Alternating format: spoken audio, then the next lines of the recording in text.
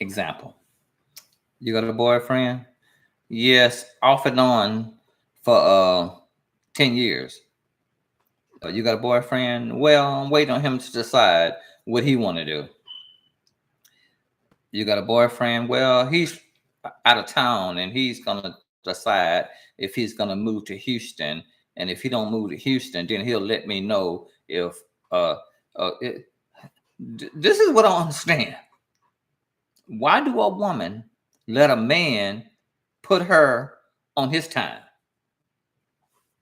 And she's so crazy, and not calling everybody crazy, but I think it's crazy to for a man to tell you that he don't want you and you don't hear him. For a man to tell you he ain't got time for you and you don't hear him. For a man to tell you that he got other things going on in his life, but you can hang around if you want to, but you don't hear him. He don't say it like I just said it. He said in a dog whistle. By things like, I don't know if I want to be in a relationship right now, but I'll let you know. And you'll stand by and wait. I'm not ready to be in a relationship because their last relationship was bad. And you would, and instead of saying, okay, I'm gonna go over here, and if I'm still available, then call me. But if I'm not available because I'm not waiting on you, you ain't bold enough to say that. Know what you gonna say?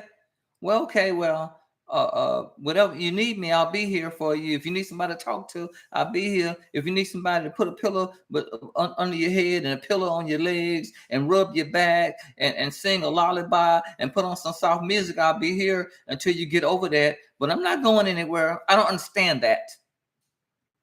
Not all you females, but a lot of you females, and I use the word thirsty and desperate a lot because a lot of you are desperate for a man in your life. If he don't want you, excuse my language, fuck him. If he don't want you, fuck him. Move on by your business and find somebody that wants you. But all that, I'm trying to wait for him to decide what he want to do. I'm trying to wait for him to decide if he want to be in a relationship. I'm trying to wait for him to decide if he want me in his life. I'm trying to wait for him to decide the words I'm listening to. I'm trying to wait for him to decide, which means that either you're desperate or thirsty for a man, or he one of the men that you just can't let go because he's 6 feet, 6 figures, and 6-pack. And most guys, that's all they gotta be before a woman pisses in her panties.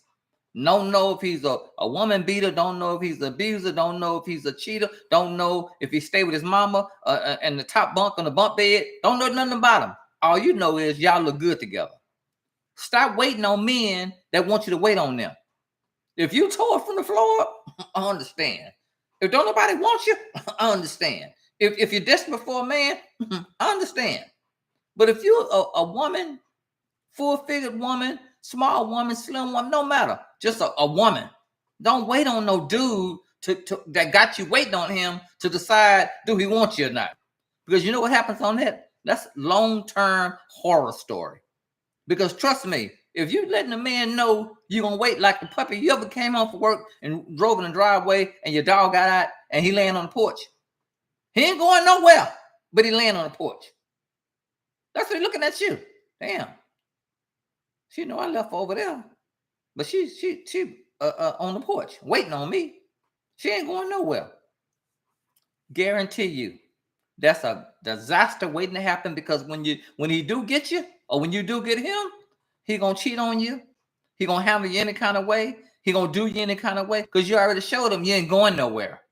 You already showed him all these other guys that want to talk to you. There's decent guys, but he might be too short, too fat, too little, too this, too that. He's too a whole bunch of stuff. So you don't want to talk to him. I want to talk to the 6-pack, the 6 feet, the 6-figure. But everything else about him is trash. But you'll wait on this dude, and 6 months later, a year later, a year and a half later, you're going to therapy.